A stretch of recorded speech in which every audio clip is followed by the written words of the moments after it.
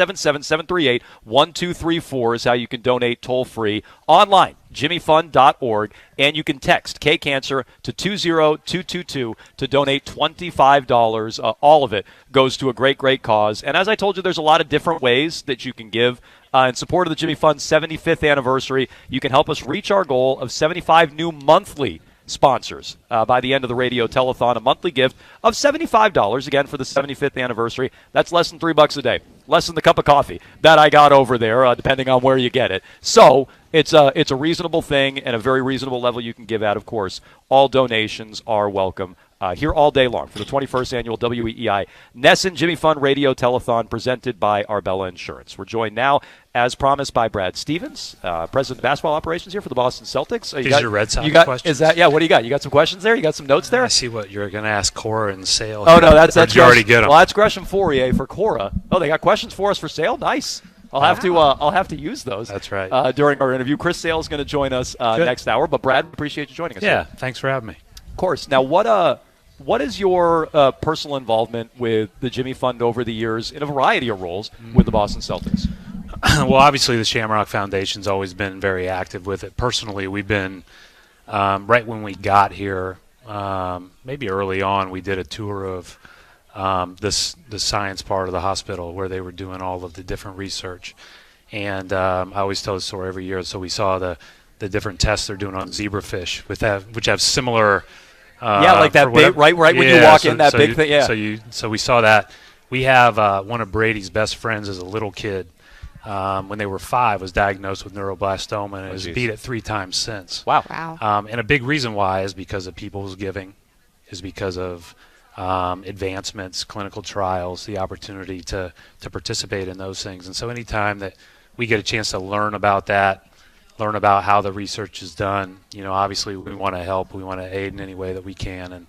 And so, we know how important this is. I was just telling Taylor, who I was with from the Celtics, like, to me, this whole event is more than the sports community. It's more than the hospital community. It's a big part of Boston, and it's a big part of why we've enjoyed Boston. Absolutely. I do have to bring up my former favorite member of the Celtics, Marcus Smart. He did so much community outreach and so much for pediatric patients of cancer around the city. And I'm wondering, as you get ready to ramp up going into this season, how do you expect this locker room to be different without Marcus Smart there? Well, first of all, you're right. He did do a lot. He does a lot in the community. A lot of our players do a ton in the community. And, one of the things that has been one of the nice parts about the job, and I got it more as a coach, was when you go and visit children's, or you go and visit other hospitals, and you see the reaction to those guys, and then you see how much they give of their time. And Marcus was great with that. I think our locker room, we've been chock full of a lot of quality people for a long time. And, that gives other people a voice. It gives other people a voice to step into and step up to. And, very obviously we need Jayson and Jaylen to continue to grow in that area. And we think they're among the best that there can be. And so we need them to step up to that. But the other people will have an opportunity to do so. Anytime that you have somebody that's played such a big role and has such a big personality, right, then that's or opportunities for others to step into that. But he's a good one, and we'll miss him, and he's certainly good in the community. There's been some tough off seasons, I'd say, since you joined the Celtics as a coach and as a GM. This past one, I would say, just in terms of the trade you had to make and some of the other things that have gone on here, the way the season ended, how challenging was that for you? How in terms of the other years compared to them?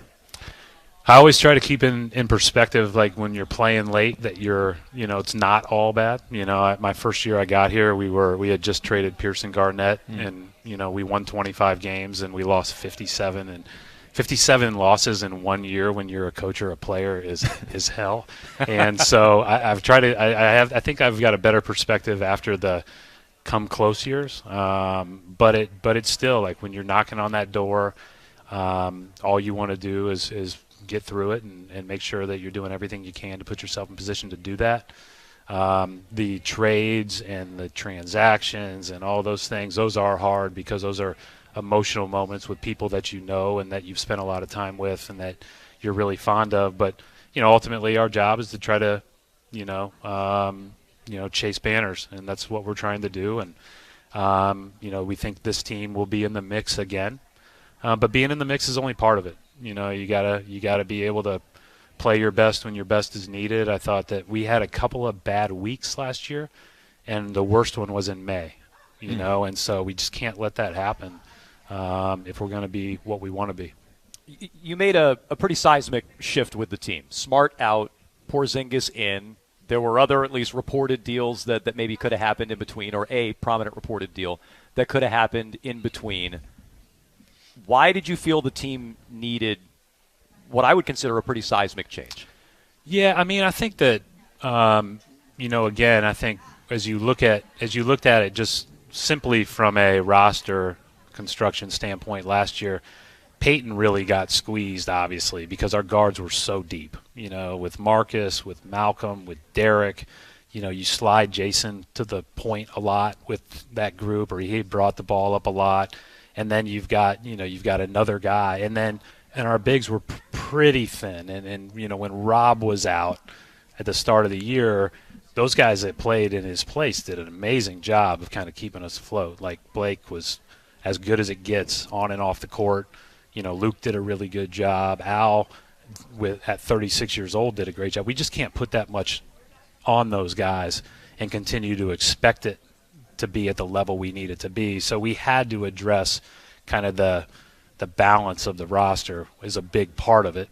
And then, it's just time. It's time for guys to continue to show the growth that we need to show to get to where we need to go. And as part of that, you oftentimes have to make tough decisions, and you bring in talented players. The only way you're going to do that other than draft is trade somebody out, and that's really, really the difficult part of it. So we'll see how it all plays out. We'll see how it all fits together. Kristaps seems to be in a really good place. Like he is focused on what matters. Like he's coming here to do his part to help us win, and that was very clear in communicating with him when he came for his press conference. And Kristaps, we now know, has that foot injury. What is the challenge of bringing someone into a new locker room while they're simultaneously rehabbing, coming up to training camp? Yeah, I'm not concerned about that. I mean, he's in he's out at the FIBA tournament with the team, so he's doing his rehab there. We were with him in the 10 days. Our training staff was with him in the 10 days as he was diagnosed with plantar fascia. He went through all the progressions. He really tried to ramp up and play and, just determined, I don't want to deal with lingering effects down the road. And so this is something that we should be able to navigate and manage in the next few weeks and be ready for training camp. And so we're planning on having him on day one of training camp. But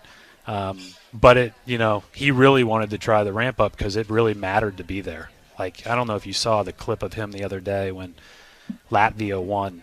And he's kind of behind the bench. And they beat France, They beat France. Yeah. It was a huge win. As big of a win probably as they've had in a while. And just the genuine joy and emotion. Those guys that represent their countries, they really enjoy that opportunity. So he was heartbroken not to do it, but he put the opportunity here and took away any chance of having lingering effects by addressing it now, and it shouldn't be a big deal. But so from the outside looking in, he was trying to ramp up. It bothered him, right? It's something he can be ready for on day one. Yeah.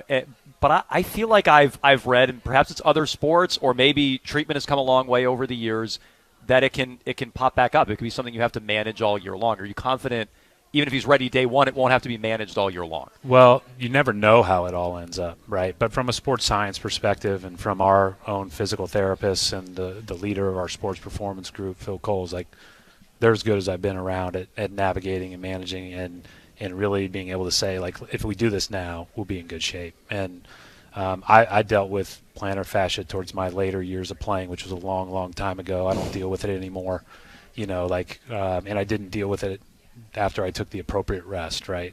So if you manage it, if you treat it correctly, and then you ramp back up at the right rate, then it's got a lot less chance of being a lingering issue. So again, this is not His foot's going to fall off. Yeah, right. Okay, good. This isn't what I would call a significant injury that you're concerned about, big picture. Okay, he has both his feet still. Good. Yeah, okay, when we go through the medicals in a trade or like in the draft, it's like a little bit of plantar fascia is not the end of the world. Were you aware of that before bringing him in? No. Okay.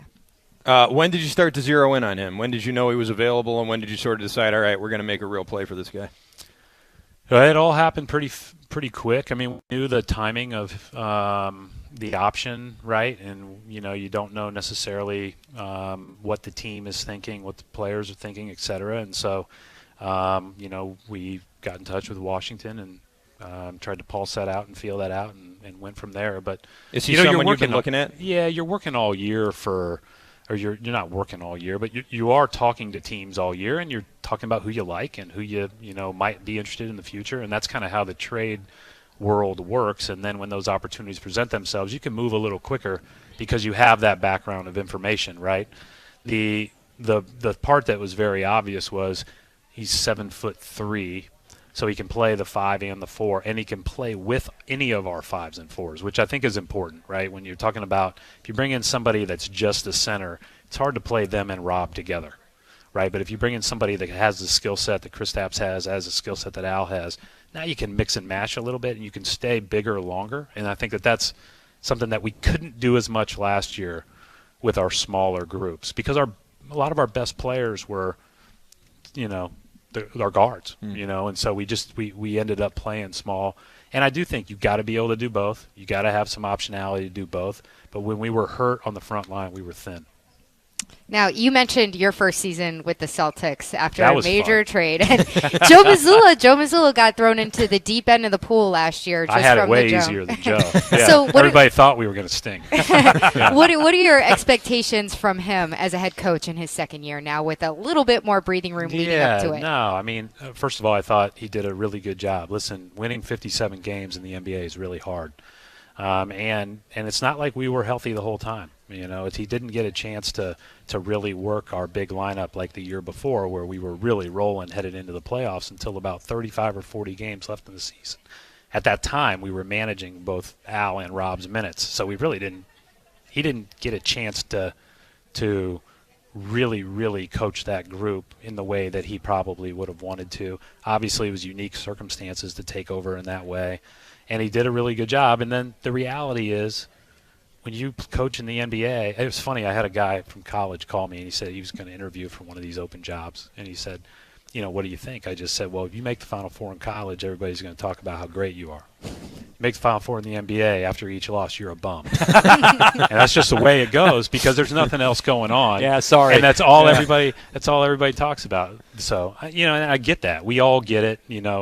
If anybody knew how the microscope was going to be, it was going to be me. So I knew what was coming in some ways. I didn't expect us to have a bad week as a team in May, the way that we did. But, hey, Jayson, Jaylen, Joe, those guys are going to they're going to get praise and they're going to get a lot of scrutiny, and that's just the way it goes. You want to, you ever consider taking him on in jiu-jitsu? I've seen his jiu-jitsu work. You ever consider that? I don't think we're throwing up the same thing in the weight room, although he tells me that doesn't really matter in jiu-jitsu, but I lose track of all those conversations pretty quickly. I think I'll stick with golf. Okay, that sounds good. Well, Brad, thank you so much for joining us here and taking the time in the 21st Annual WEEI Nesson Jimmy Fund Telethon. And thank you for your work at the Shamrock Foundation. We're going to talk to Steve Paliuka in the 4 o'clock hour, and I think we have some big news from him that we'll be asking about. But we appreciate it. How'd you get this guy on a pull your heartstrings type of? It's a good question. It's a good transition for you. I'm surprised they let me. I'm surprised they let me in sometimes. You're surprised too. I can tell. I am a little surprised. I do. I haven't heard yet. Have you pulled out any of your impersonations yet? Every once and then. I have before. I know your wife's a big fan. She is a big fan. I do know from talking to you in the past, your wife is a big fan. Did you ever buy that T-shirt or no? Did she Williker shirt? No. Yeah, exactly. Yeah, no, she has never bought it, but I would totally wear it. Okay, I would totally wear it. Good. I'm gonna. I was hoping you would go into that spiel during these questions, especially the hard questions. Kristaps foot. You knew what the answer was going to be like, but you guys are doing good work. Next year. Right? Maybe next year. Anytime, right. Brad. We appreciate it. You're doing good work. Keep it up.